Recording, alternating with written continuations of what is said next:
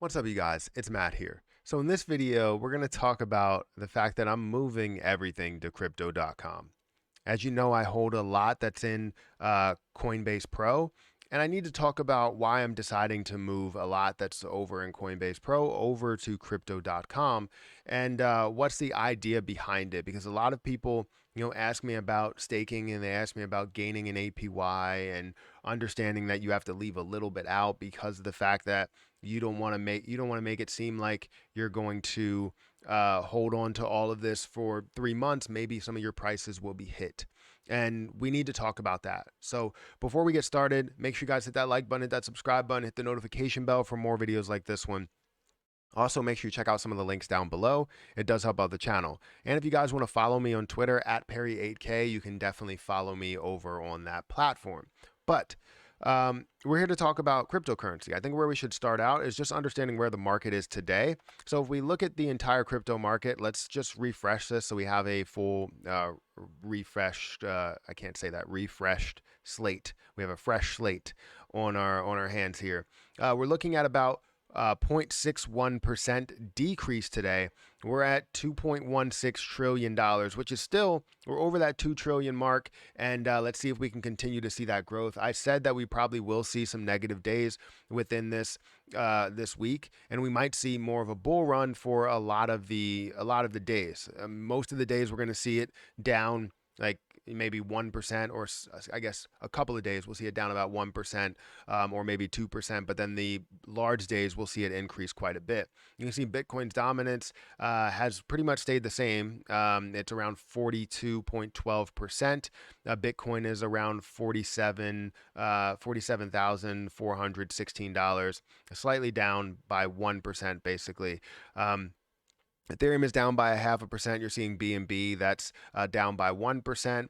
Terra Luna is actually up by 7%. Solana's up by a slight bit, 0.25%. Avalanche is down by 2.6%. You see Dogecoin that's down by 4%. Shiba Inu that's down by 7% today, as of right now. It may change when you see it. Polygon. Matic, that's down about 3.5 or 3.3%. Sorry. Cronos is down about 2.6%. That's down to 48 cents. That hasn't moved as much, and I'm happy about that because I have a lot that's invested in Cronos. Litecoin, that's down about 2%. So the market is not really moving in our favor, right? For the most part, it's not really moving in our favor. However, we're not seeing it decrease by a hell of a lot. Some positions. Now, if you're holding certain ones, like say Cosmos, I think it's down by 4%. That's definitely a sizable decrease. But we're not really seeing a crazy move in the top 100 to where things are completely being shifted out of the top 100. Something that was in 20th is now 50th or something like that. We're not seeing that massive movement there. But what we're here to talk about is my portfolio and why I'm deciding to move it. So I currently hold $27,882.42 over in Coinbase Pro. Now, a lot of it, consists of a lot of quick swing trades that I'm looking to make, some moves with. And some of them you probably have more longer term moves with, but I always have a swing trade within these long term moves so that I can pocket something in the short term versus pocketing things in the long term. So when I have Harvest Finance, I have 60. I have Krill, I have 5,000. I have OMG, I have 600. Gitcoin, I have 400.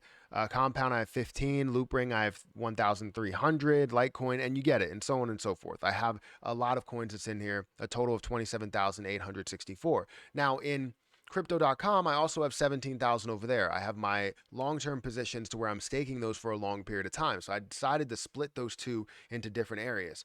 But I noticed that I could also get an APY on a lot of these other cryptocurrencies that I'm holding. So OMG, I can get an APY on that. I can get about 3% on that right now. Gitcoin, oh no, not Gitcoin, Compound, I can get 3% on that as well. Litecoin, I can get 3% on that. Shiba Inu, obviously I can get 3% as well. I have Shiba Inu over there. And we're just looking at a lot of positions that I can get an APY on. And that's what I want, is I want to be able to collect passive income. That's the biggest form of, I guess success to me is creating these larger passive income streams as you're holding on to these positions. Now, I don't know what it will cost in order to send it over there. That's something we have to factor in, because if I'm gaining any type of APY, I want to be able to factor in the cost of getting out of that position, and will there be a cost associated with getting out of that position over in uh, um, crypto.com. But you're probably also asking yourself, how are you going to bring quick positions over to crypto.com and stake it?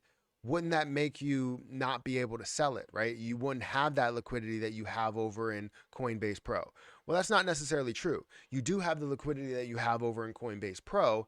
It's just you would have to go through a different term. Now, I'm looking to do a trial run to see what the terms will be and if I can sell it, if I'm selecting a flexible term and no matter what, I can't sell it. But basically, you have multiple terms that you can select within crypto.com. You have a 3-month term, you have a 1-month term, and you have a flexible term. Now, flexible could mean anything. Typically, flexible is something like what Coinbase does, where you get an APY as you're holding the position, but once you decide to sell it, you can sell it anytime, but you're gaining a very low APY while you're doing it. So with me right now in Coinbase Pro, I'm not gaining any APY. So it would make sense for me to gain some sort of an APY in a position that I believe could really run. And if I'm looking to hold this for a long period of time, it makes sense for me to get the most out of that APY that I can. So am I moving absolutely everything over to crypto.com? No. I'm only moving the things that do give me some sort of an APY over here. And that's where I will stake a certain portion for a long term and a certain portion for a short term, just to see that absolutely run to a higher level. So things like Litecoin, I will stake. Things like OMG, I will stake. Things like Compound, I will stake. So giving myself the opportunity to stake these positions and gain an APY, I'm definitely happy with that. But I'm going to test it out with Litecoin.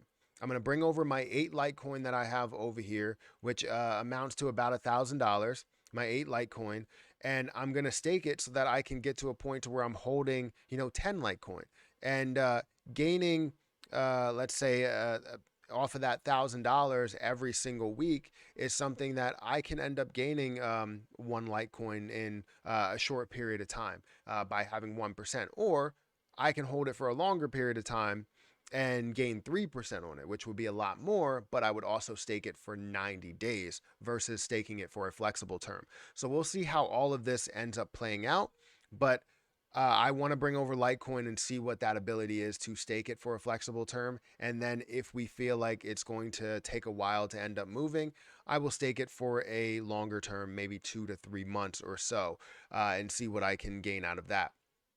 But that's what my plan. I'm looking to bring everything over to crypto.com in order to stake it for higher percentages, right?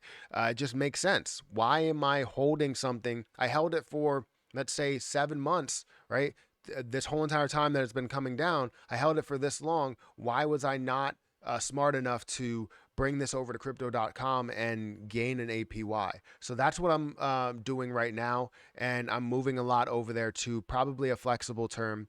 And if I see more potential in the longer term of things, then I will stake it for 3% and do that for 3 months and see how that does play out. But you let me know what you're thinking about this position. Is it safe? Is it reasonable to do something like this, or is it not necessary? Do you think a lot of this is going to change and that the fees are going to be too high in transferring everything?